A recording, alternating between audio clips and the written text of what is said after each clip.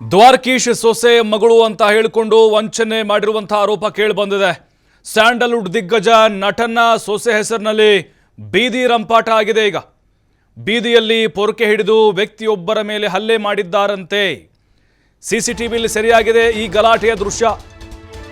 ದ್ವಾರಕೀಶ್ ಅವರು ಕನ್ನಡ ಚಿತ್ರರಂಗದ ಮೇರು ನಿರ್ಮಾಪಕರು, ನಟ. ಅವ್ರ ಹೆಸರನ್ನ ಹಾಳು ಮಾಡ್ತಾ ಇದ್ದಾರಾ ಇವರು? ಪೊರಕೆ ಸೇವೆ ಮಾಡಿದಾರಂತೆ, ವ್ಯಕ್ತಿಯೊಬ್ಬರಿಗೆ ಹೊಡೆದಿದ್ದಾರೆ.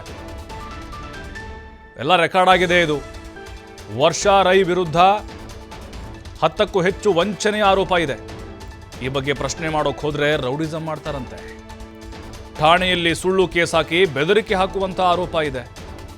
ಕಳೆದ ವಾರ ರಮಣರೆಡ್ಡಿ ಎಂಬುವರಿಗೆ ಬೀದಿಯಲ್ಲಿ ಹಲ್ಲೆ ಮಾಡಿದ್ದಾರೆ.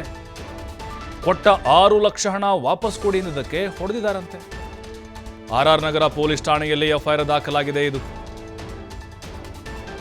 ಕೆಲವರ ಬಳಿ ಹಿರಿಯ ನಟ ದ್ವಾರಕೀಶ್ ಅವರ ಮಗಳು, ಸೊಸೆ ಅಂತ ಬಿಲ್ಡಪ್ ಕೊಡ್ತಾರೆ. ಸಮರ್ಥ್ ಹೆಂಡತಿ ವರ್ಷಾ ರೈ ಅವ್ರ ಮೇಲೆ ಬಂದಿರುವಂಥ ಗಂಭೀರ ಆರೋಪ. ಸಿಸಿಟಿವಿ ನೋಡ್ತಾ ಇದ್ದೀವಿ ನಾವು. ಹೆಂಗು ಹೊಡಿತಾ ಇದ್ದಾರೆ ನೋಡ್ರಿ, ಪೊರಕೆ ತಗೊಂಡು. ಚೀಟಿ ವ್ಯವಹಾರ ನಂಬಿಸಿ ಚಿನ್ನಾಭರಣ ಪಡೆದು ಇವರು ಕೈ ಎತ್ತಾರಂತೆ. ನೋಡಿ, ದುಡ್ಡು ಕೇಳೋಕೆ ಬಂದರೆ ಪೊರಕೆಯಲ್ಲಿ ಹೊಡೆದು ಕಳಿಸೋದ? 10ಕ್ಕೂ ಹೆಚ್ಚಿನ ಜನರಿಂದ ಬೇರೆ ಬೇರೆ ಠಾಣೆಗಳಲ್ಲಿ ದೂರು ದಾಖಲಾಗಿದೆ.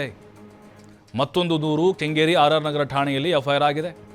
3 ವರ್ಷದಿಂದ ಹಲವು ಜನರಿಗೆ ವಂಚನೆ ಮಾಡಿದಾರಂತ ಇವರು ಆರೋಪ. ಇದು ಪ್ರಾವಿಷನ್ ಸ್ಟೋರ್ಗೆ ಬರೋರನ್ನ ಓಲೈಕೆ ಮಾಡಿ ಮೊದಲಿಗೆ ಫ್ರೆಂಡ್ಶಿಪ್ ಮಾಡ್ತಾರೆ. ಅದಾದ ಮೇಲೆ ದುಡ್ಡು ಇನ್ವೆಸ್ಟ್ ಮಾಡುವಂತ ಹೇಳಿ ವಂಚನೆ ಮಾಡ್ತಾರಂತೆ.